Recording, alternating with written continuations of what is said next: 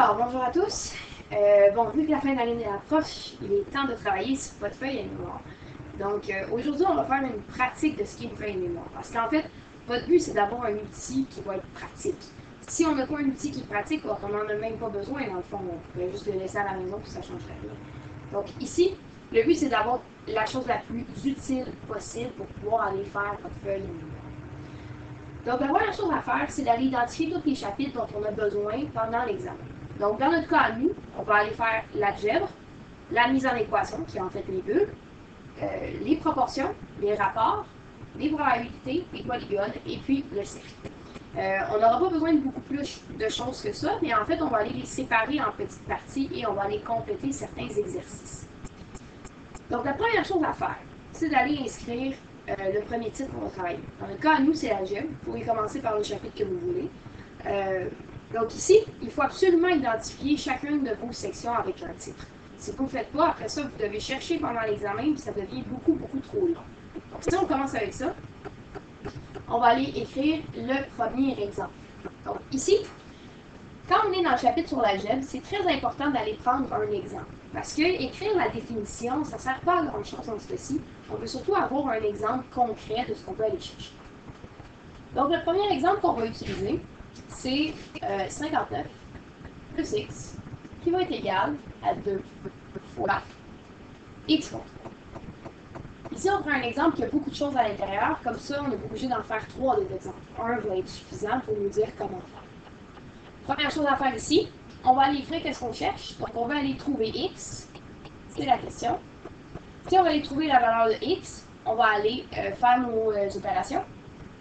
Première chose à faire, on va aller s'occuper de la parenthèse, on va aller la faire disparaître. Donc, on va aller multiplier 2 par x et par moins 3. Donc, on va avoir 59 plus x à gauche, qui ne va pas bouger pour l'instant. Et on va avoir 2 fois x, donc 2x, et 2 fois moins 3, qui va nous donner moins 6. Une fois qu'on est rendu ici, on veut maintenant aller enlever la constante de chaque côté. Donc, on va aller ajouter 6 de chaque côté pour aller enlever le moins 6. Donc, on va avoir 65 à gauche, 59 plus 6, plus la valeur de x, ça va être égal à 2x. Si je vais aller trouver x, on va aller enlever le x qu'on a à gauche et on va aller l'envoyer directement à droite. Donc, on va aller faire moins x de chaque côté. Et donc, on aura 65 qui va être égal à x. Et on a trouvé sa valeur. Vous pouvez mettre un autre exemple si vous trouvez que celui-là n'est pas suffisant. Vous pouvez en mettre autant que vous voulez, en fait. Mais 1 est habituellement ce que vous avez besoin. Vous pouvez soit faire une ligne ou aller avec un surligneur à essayer de séparer les sections de votre feuille de mémoire.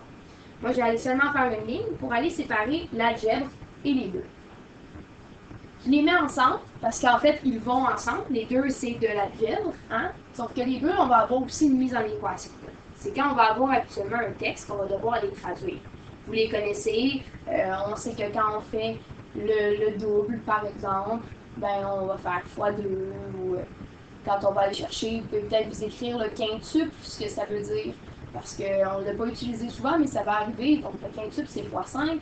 Donc, vous devez vous rappeler de certains mots. Si jamais il y en a d'autres que vous voulez écrire, écrivez-les avant de faire votre exemple. Une fois que c'est fait, on va aller choisir un exemple. Dans mon cas, moi, j'ai décidé que si on a un périmètre d'un rectangle qui va être de 84 mètres, et je vais aller trouver la longueur et la largeur. Ce qu'on va dire, c'est que dans mes bulles ici, je vais avoir la longueur et la largeur. Je sais que la longueur est 2 fois plus grande que la largeur ajoutée de 1. Donc, on va avoir une double flèche ici. Vous pouvez aller écrire l'exemple si vous voulez, si jamais vous avez assez de place. Mais ça prend quand même beaucoup de place écrire un exemple comme celui-là. Les bulles devraient être suffisantes. Donc ici, vu que la flèche part de ma bulle de la largeur, je vais aller mettre le x dans cette bulle-là. Et puis ensuite, on va faire x plus 1 ici. Et c'est tout ça fois 2. On va aller mettre dans la bulle de la longueur. Ensuite, ça va être le temps d'aller écrire votre formule. Donc on sait que le périmètre, c'est 2 fois la longueur plus 2 fois la largeur. Donc on va aller remplacer ce qu'on connaît. Le périmètre, c'est 84. Et on va avoir 2 fois x plus 1. Plus 2 fois la longueur qui est x. Encore une fois ici, on va aller résoudre notre équation. Je vais y aller vite, mais vous allez voir que ça se fait relativement bien. Donc dans ce cas-ci, on veut juste aller faire disparaître nos parenthèses. Donc on va faire 2 fois x plus 2 fois 1 qui va donner 2x plus 2. Et tout ça fois 2 qui va nous donner notre 4x plus 4 plus 2x. Ensuite, on va avoir encore 84. On va aller additionner nos termes semblables. 4x plus 2x va donner 6x plus 4. On va aller soustraire 4 de chaque côté. Donc on va avoir 80 à gauche, 6x à droite. Et puis ensuite, on va aller diviser par 6 de chaque côté pour aller trouver la valeur de 80 ici. Ça va vous donner un nombre à virgule. Théoriquement, ça vous donnerait 12, 13, quelque chose, qui va être égal à votre x.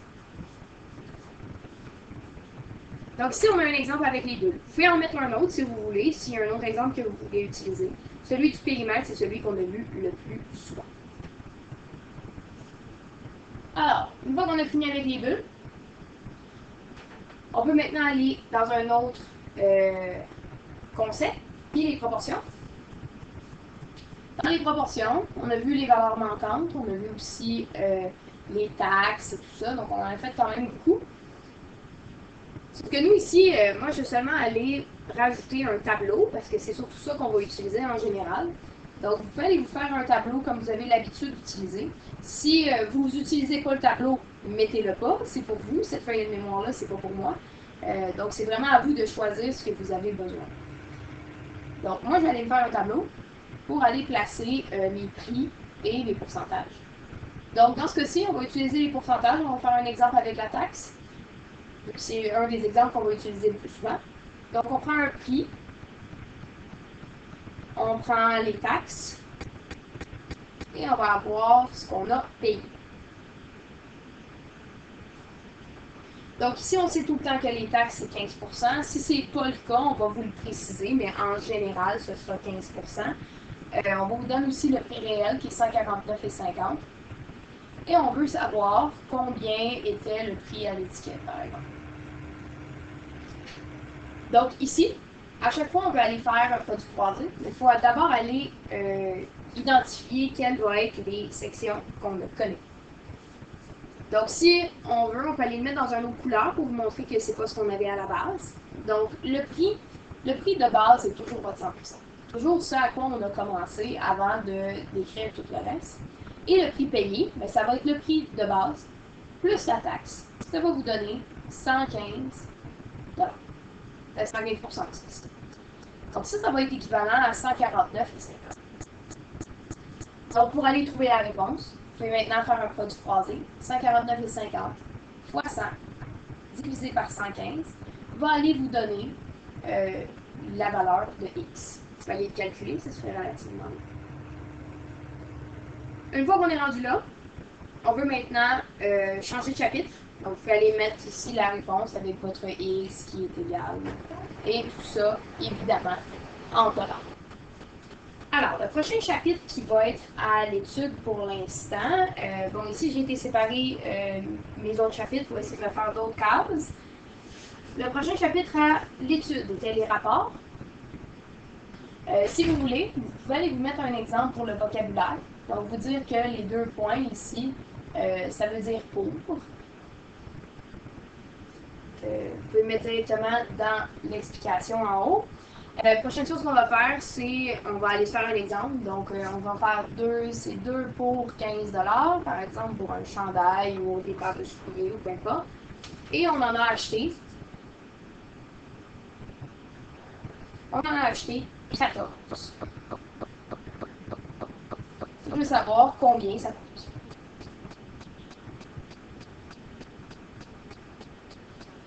Ici, on dit souvent que dans les examens de maths, la question de l'examen est beaucoup plus difficile que celle dans les exemples. Dans ce cas-ci, c'est juste pour vous donner une idée. Si vous voulez vous mettre un numéro beaucoup plus difficile, allez-y.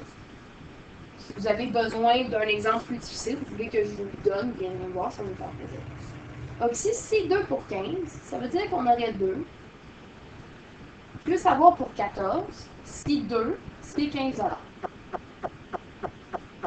ici, on va aller se faire un produit croisé. C'est toujours la même chose. Quand vous avez un rapport, ici, on va aller mettre le premier rapport en haut. Vous pouvez même mettre les 2 points ici si ça vous aide. Et on va aller voir 14, ça doit être pour combien. Donc ici, on va faire 15 fois 14 divisé par 2. Et donc, notre valeur, ça va être 105 $. Donc, si vous auriez pu le faire avec votre calculatrice directement sans avoir à utiliser le produit croisé. En général, vous allez quand même avoir besoin d'utiliser le produit croisé. On tombe ensuite dans le chapitre des polygones. Donc, nous, on a vu les polygones réguliers cette année, sauf que vous avez quand même besoin des autres formules des polygones. Donc, je vous dirais de vous faire une section pour toutes les aires des polygones. Donc, si on commence avec l'aire, on va avoir un triangle. Si vous voulez vous mettre où sont la base, où sont la hauteur et tout ça dans votre dessin, faites le dessin un tout petit peu plus gros. Et ensuite, on va avoir base hauteur pour le rectangle et le trapèze. Vous mettez ici grande base plus petite base fois hauteur divisé par 2. Encore là, ici, moi, j'utilise des formules que moi, je connais. La grande base, la petite base, je sais ce que c'est. La hauteur, je sais ce que c'est. Si vous ne savez pas ce que veut dire la formule, allez vous mettre un dessin avec les informations écrites dessus. Si vous écrivez seulement la formule, puis que dans le fond, vous ne savez pas ce qu'elle veut dire, ben, elle ne sert à rien. Il ne faut pas l'écrire dans ce cas-là. Donc, ici, allez utiliser des formules que vous connaissez. Et puis ensuite, on a le polygone régulier. Donc, le polygone régulier, pour son aire, peu importe le polygone, va être égal à côté fois angle fois le nombre de côtés. Côté fois apodème fois le nombre de côtés divisé par 2. Ensuite, dans le polygone régulier, on a aussi des formules pour l'aire, mais aussi pour les angles. Donc, dans le polygone régulier, on a la mesure d'un angle intérieur qui va être égal à 180 fois n-2 divisé par n. La somme de ces angles-là, ça va être environ la même chose, puis ça va être 180 fois n-2, tout simplement, non pas la division par n. La mesure de l'angle extérieur va être égale à 360 divisé par n. Et la mesure de l'angle au centre va avoir la même formule, qui est 360 divisé par n. Donc ici, on a toutes les sortes d'angles et de formules à l'intérieur du polygone régulier. Si vous voulez vous mettre un exemple de comment aller chercher le nombre de côtés, par exemple, si on vous donne la somme des angles intérieurs, vous pouvez y aller, mettez-vous un exemple, vous en avez dans votre note de cours, dans la section des polygones réguliers. Mais pour l'instant, pour les polygones, moi je mets seulement les formules, vu que c'est ça que je vais avoir besoin pendant mon examen. Bon, si on continue, si jamais je vais trop vite, toujours le mettre sur pause, le temps d'aller faire le restant, et tu reviens plus tard. On peut maintenant parler du cercle. Je sais que ça a posé problème à beaucoup de gens. Donc le cercle ici. Vous allez vous mettre un exemple si vous voulez pour vous montrer qu'est-ce qu'un secteur, qu'est-ce qu'un arc. Dans mon cas à moi, je vais seulement aller me faire le tableau. C'est ce qu'on va avoir besoin dans un examen habituellement parce qu'on va aller chercher certaines informations. Donc le tableau à 4 colonnes et à 2 lignes. On peut même aller rajouter une colonne pour essayer de rajouter le pourcentage, même si on l'utilise beaucoup moins souvent maintenant. Ici, on va avoir l'angle, qui est la deuxième colonne que vous allez avoir. On va avoir la circonférence, l'aire et le pourcentage. En haut, c'est toujours la partie de cercle, donc l'arc ou le secteur, peu importe lequel vous utilisez, il va être en haut. Et ensuite, on va avoir le cercle complet, qui va être en haut. L'angle du cercle, toujours 360 degrés. Et puis ensuite, on va avoir...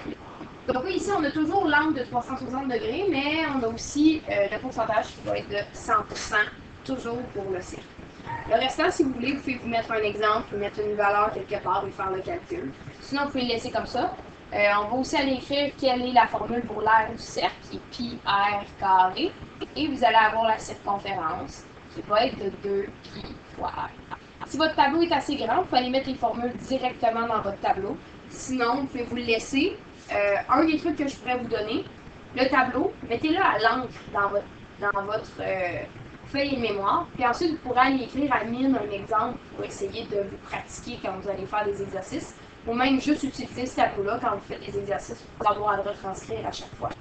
Donc, ça serait quelque chose que je donnerais pour pratiquer avec le site. La dernière section qu'on va utiliser, ça va être les probabilités. Les probabilités, vous en avez fait quand même beaucoup. Ça prend un peu plus d'espace pour les probabilités, vu qu'on a des dessins à faire, il y a quand même beaucoup de définitions. Vous pouvez aller écrire toutes les sortes d'événements, si jamais vous avez assez d'espace, mais une des choses que je vous dirais absolument d'avoir, c'est un exemple d'un arbre et les définitions de cas et résultats. Donc ici, allons-y. Donc les cas, c'est avec répétition. Donc c'est habituellement les arbres qui ont beaucoup de branches. Et on va avoir les résultats, qui eux, c'est ceux avec les probabilités actuellement. Donc c'est ceux qui sont sans répétition.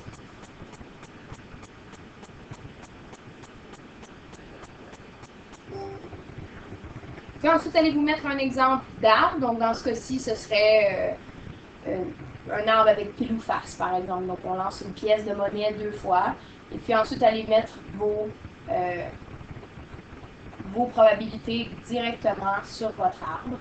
Donc, une demi ici, même chose ici, et puis on va l'avoir un peu partout.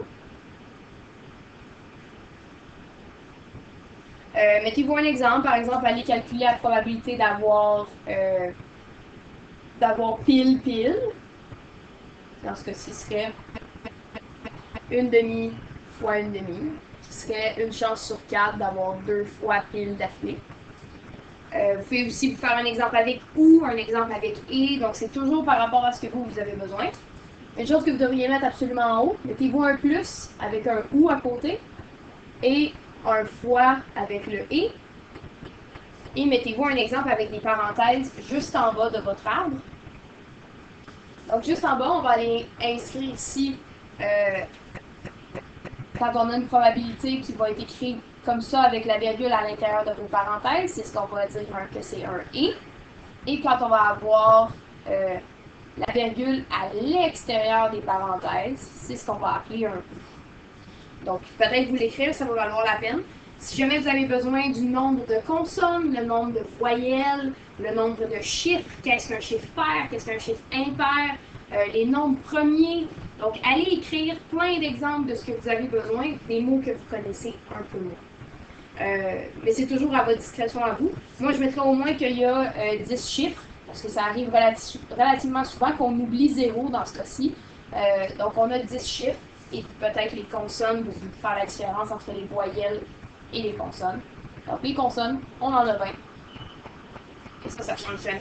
Dans les cartes, toujours 52 cartes. Et on va avoir 13 de chaque couleur. Si vous voulez vous les écrire, vous pouvez y aller tout de suite. Sinon, ça serait ce que vous aurez besoin. Donc, la feuille de mémoire, ça prend une vingtaine de minutes à faire lorsque tes exemples sont déjà faits. Sinon, tu peux aller chercher un peu, essayer de rajouter des choses si tu penses qu'il en manque. La dernière chose qui manquerait, c'est tes unités de mesure. Va faire ton tableau sur les unités. Aller faire un exemple où est-ce qu'on transforme, par exemple, des centimètres pour aller vers des mètres. Ben, il faut diviser par 100. Et pour aller des centimètres carrés, pour aller vers des mètres carrés, attention, il faut diviser par 10 000. Puisqu'ici, on s'en va d'une unité carrée vers un autre. Ça nous prend, dans le fond, notre 100 au carré pour passer d'un carré à un quart. Donc, j'espère que ça répond à beaucoup de questions. Je sais que vous étiez stressés à propos de la feuille de mémoire. Si jamais vous avez besoin de d'autres explications, vous viendrez voir, ça va me faire plaisir. Mais en attendant, c'est ce que vous devriez avoir besoin de faire. Donc, amusez-vous bien. On se voit bientôt.